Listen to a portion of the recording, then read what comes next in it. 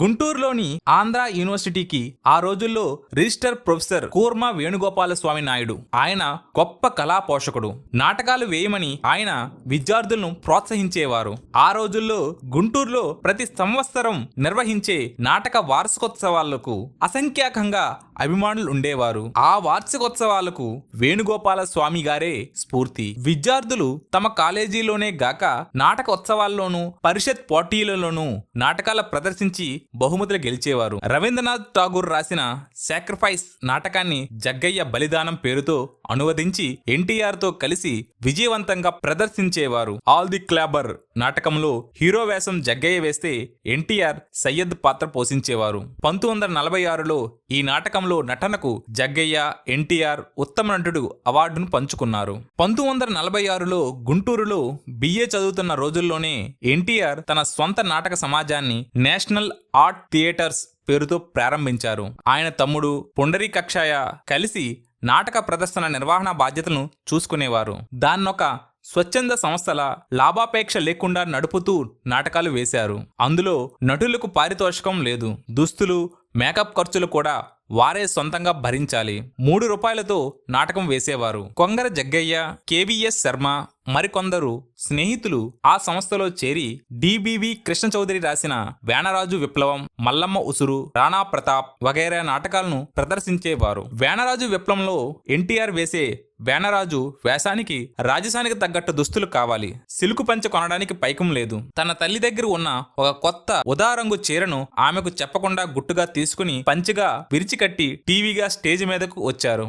ఎదురుగా పిలవకనే వచ్చి నాటకం చూస్తున్న తల్లి వెంకట్రావమ్మను చూసి మొదట్లో కంగారు పడ్డా తమాయించుకుని నాటకం రక్తి కట్టించారు ఎన్టీఆర్. నాటకం అయిపోయాక తరువాత ఆ చీరలో నువ్వెంత బాగున్నావో తెలుసా అన్నారు హాయిగా ఆ తల్లి. అంతేకాదు ఆ చీర మీరే ఉంచేసుకోండి అన్నారామె. ఆ చీర ఇక మీదట నేషనల్ ఆర్ట్ థియేటర్స్ ఆస్తిలో శాశ్వతంగా జమ అయిపోయింది.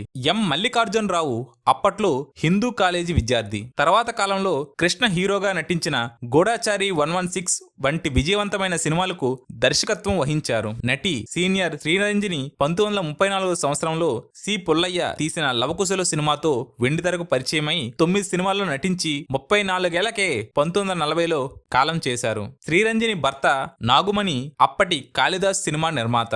ఎన్టీఆర్ గురించి, అతని నటనా వైదుష్యం గురించి తన కొడుకు ద్వారా విన్న ఆయన నాయకురాలు నాటకం చూడడానికి గుంటూరు వచ్చారు. అందులో మల్లికార్జునరావు బాలచంద్రుడు వేషం వేస్తే ఎన్టీఆర్ నలగ మహారాజు పాత్రను పోషించారు. ఎన్టీఆర్ అందానికి, రాజసం ఉట్టుపడే ఆయన విగ్రహానికి, డైలాగు పలికే విధానానికి, నటనా నైపుణ్యానికి నాగుమణి ముగ్ధుడైపోయారు. సినిమా రంగంపై పట్టు ఉన్నందున ప్రతిభను సులభంగా పసిగట్టే నేర్పు ఆయనకు అలవడింది. నాటకం చూసిన రాత్రే ఎన్టీఆర్ సినిమాకు పనికి వస్తారని తీర్పు చెప్పారు. దర్శక నిర్మాత సి పుల్లయ్య తన కొత్త సినిమా కీలుగుర్రంలో యువరాజుగా నటించడానికి అందగాడైన యువకుడు కోసం అన్వేషణలో ఉన్నారు. దానికి ఆయన నాగుమణి సాయం కోరారు. నాటకం చూసిన తరువాత నాగుమణి సి పుల్లయ్య గారికి ఎన్టీఆర్ గురించి చెప్పారు. ఆయన ఎన్టీఆర్ ని తన వద్దకు తీసుకురమ్మని నాగుమణికి చెప్పారు. ఎన్టీఆర్ ఎక్కడ ఉంటారో నాగుమణికి తెలియదు. ఆయన కొడుకు మల్లికార్జునరావుకి కూడా తెలియదు. రోజు ఉదయం 8:30 గంటలకు రేలుబండి ఎక్కి అతను విజయవాడ నుంచి గుంటూరు వెళ్తాడని తెలుసుకుని వాళ్ళిద్దరూ ఏలూరు కాలు వంతెన దగ్గర కాపలా కాసి ఎన్టీఆర్ ని పట్టుకున్నారు. పుల్లయ్య గారు బస చేసిన పూర్ణానంద సత్రానికి ఎన్టీఆర్ ని వాళ్ళు తీసుకువెళ్లారు. పుల్లయ్య ఫోటోగ్రాఫర్ను పిలిచి ఎన్టీఆర్ ఫోటోలు తీయించారు. మద్రాసు వెళ్లిన తర్వాత ఉత్తరం రాస్తానని ఆయన ఎన్టీఆర్కి చెప్పారు. 1946 డిసెంబర్లో పుల్లయ్య గారి ఉత్తరం ఎన్టీఆర్కు అందింది. కీలుగుర్రం సినిమా కాక ప్రస్తుతం వింధ్యారాణి అనే సినిమా తీస్తున్నట్లు, అందులో హీరో పాత్రకి ఎన్టీఆర్ ని తీసుకున్నామని ఆ ఉత్తరంలో తెలిపారు. సినిమా రంగానికి ఎన్టీఆర్ కొత్త.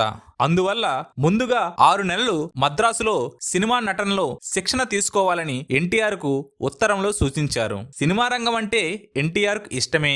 సినిమాల్లో నటించాలన్న ఉబలాటం ఉంది. అందుకే ఆయన పుల్లయ్యను కలుసుకున్నారు. కానీ ఇంటర్లో తప్పడం తనను బాధేస్తుంది. అందుకే ఎలాగైనా బిఏ అవ్వాలని లక్ష్యం పెట్టుకున్నారు. ఈ సమయంలో సినిమా అంటే బిఏకు అడ్డం అవుతుంది. అంతేకాదు సినిమా నట జీవితం అస్థిరమైంది. ఒక రకంగా జోదమే. రాణించవచ్చు, రాణించకపోవచ్చు. కావచ్చు.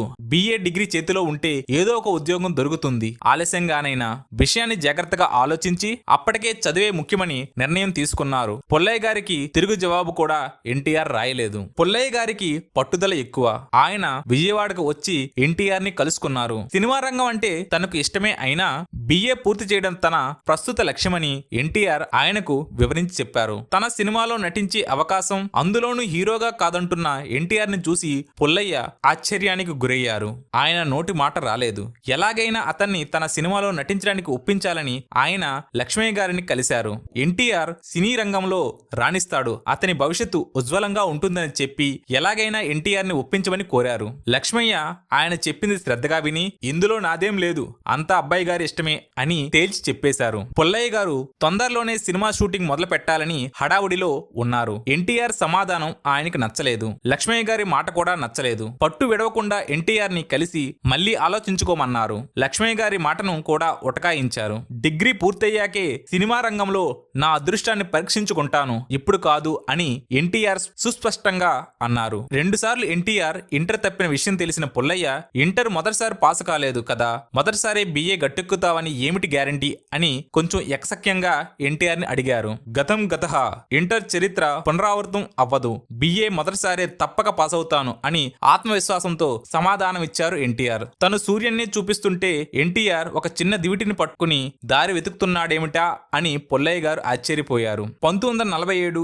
ఏప్రిల్ 11వ తేదీ నాడు BA ఆఖరు పరీక్ష రాసి మరోసారి పరీక్ష రాయాల్సిన అవసరం లేదని ఎన్టీఆర్ హాయిగా ఊపిరి పీల్చుకున్నారు. అనుకున్నట్లుగానే పరీక్షలో పాస్ అయ్యారు. ఇప్పుడు ఎన్టీ రామారావు BA ఆఖరి పరీక్ష రాసిన 3 రోజుల తరువాత అంటే 1947 ఏప్రిల్ 14వ తేదీన ఎన్టీఆర్ విజయవాడకు వచ్చారు.